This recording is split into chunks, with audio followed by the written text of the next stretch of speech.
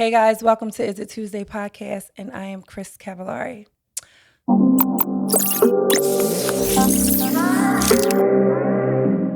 So last week we were talking about finding out how we can put in a slither of self-care time, right? And we all know the girls is dating, right? So hot potato, like musical cheers, but not in a hoish way, but like in a way where it's like, nah. And I've realized two things while dating in my healing and almost healed self, because I'm not all the way there yet, but I'm halfway. Like I can talk myself out of the bullshit before, right?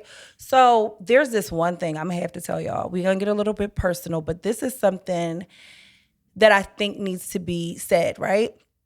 So I'm dating this guy, and it was cute. It was cute for all of 30 days. And it was cute, but something in my body was like, rejecting it. I couldn't figure out what it was. I didn't know if I was overthinking it, but something did not sit right in my spirit. And as the time went on, after the 30 days, because we made it till about 60 something, right? After a while, I started noticing we argue a lot. And one thing I pride myself in, and not that I've always been this way, but I am really big about the energies that come in my home. I'm big about the people that I surround myself with because I'm paying attention to how my body is reacting.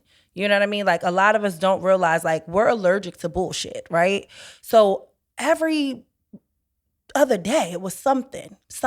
Couldn't figure out what it was, but we were arguing a lot. And I was just sitting and I'm like, something ain't right. Something ain't right. So I won't tell you all the in between because I want to keep these people anonymous, right? I want to at least respect their privacy. But what I will say is, around my birthday time, if you follow me on Instagram, I like to do a little teaser, like a soft reveal, like a man is around, but he not about to be like full face. So I had his head in my story. Well, the nigga was petty, y'all. He told me, hey, I'm gonna put this in my close friends. Okay, cool. But when you tag somebody, this is a little trick for y'all. When you tag somebody in your story, you can drag their name to like anywhere where it's not visible, and that person will see the picture or see the meme or whatever, and it's like a little inside chuckle. You never think somebody about to repost it, right? Especially if it's like you hid their name. That's code for you see it, that's it. Well, he put the picture in his close friends. That doesn't sound like a big deal, right? Well, here's the thing. He added people that he wanted to maybe like, yeah, see what I got? And he added somebody from my past. Now, they're not friends, but they follow each other on social media. So when he added him, I didn't know this until months later. My birthday was in August. I just found out last week, okay? This is the end of November. Like, the person told me. And I was like thinking, I'm like, oh shit.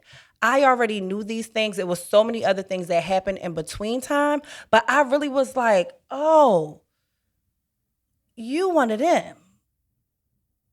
So I'm back out here. So anybody that got an uncle or brother, cousin, now I'm back in these streets, right? But there's another thing. So then I went on a date with another guy because I'm really out here flourishing. I'm Forrest Gump. Life is like a box of chocolates. Like I like, how you bite the candy and it has a cherry in it. You like, ew, nobody ever eats it. You bite around the chocolate, you put it back. I really love the caramel ones or the ones with the crunchy stuff. So I'm back out here. I'm hanging out with this guy and he's really nice. He's probably watching this. Hey, I hung out with him and we hung out a few times. The conversation is amazing. He's in his own world. He has his things going on. He is a father. And I'm going to say this to anybody with children. If we don't have our kids, I don't want to hang out with you when you have your child. And that is coming from a place of love.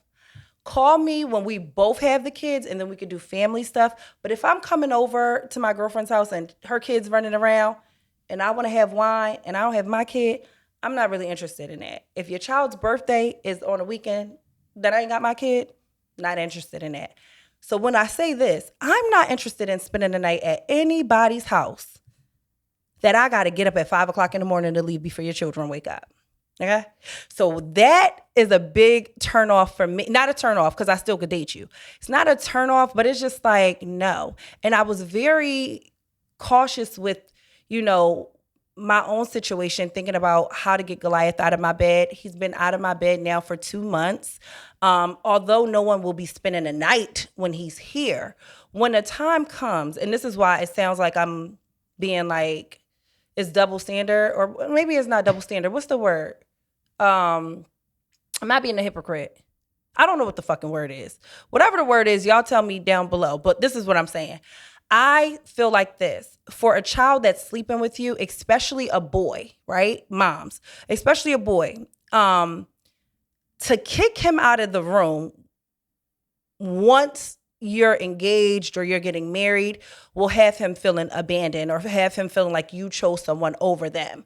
So I was very cautious with my decision on, before it gets serious with anybody, before a proposal, before a marriage, let me get my son.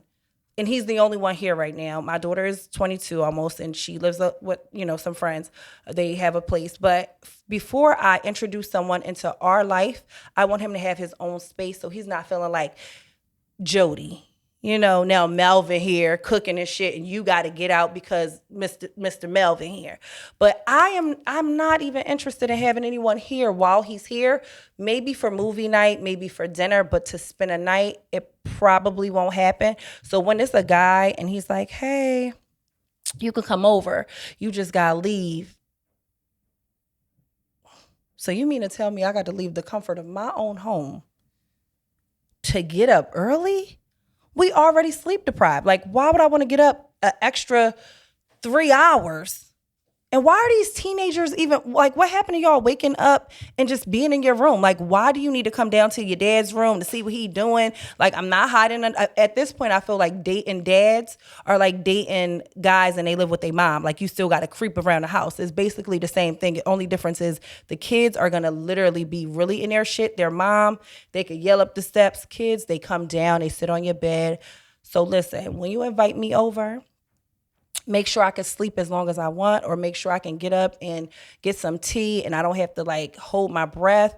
And yeah, it's not going to work for me. It's not going to happen here. So I don't want it to happen over there. Why you sit down like that? You a dad. Let me ask you. You don't want to do that? I got to get out before the baby wake up? No, I could stay? So what's going to happen? That's a good dad. You gonna come to her house and disturb her peace, beat up her guts and mess up her sheets. Moms is the freakiest, and so are dads. Moms are the freakiest. You know why? We don't have no time to play. This is what I like. This is where I want you to lick. This is what I want you to do, because I ain't got that much time. Tuesday, I'm a freak. Wednesday, I'm a nun. I got to be up on time. I have things to do. But yeah, I'm not interested in having any play dates when my child's not available. Okay? And I hope you do the same. But listen, let me know what you think. Do you allow people to, especially people that you're really in a real relationship, was it important for you to get your child out of your bed, into their safe space, into their own zone and aesthetically pleasing room? Or are you okay with leaving at 4 o'clock in the morning? I'm not, but let me know below. Once again, thank you so much for tuning in to Is It Tuesday? Cheers.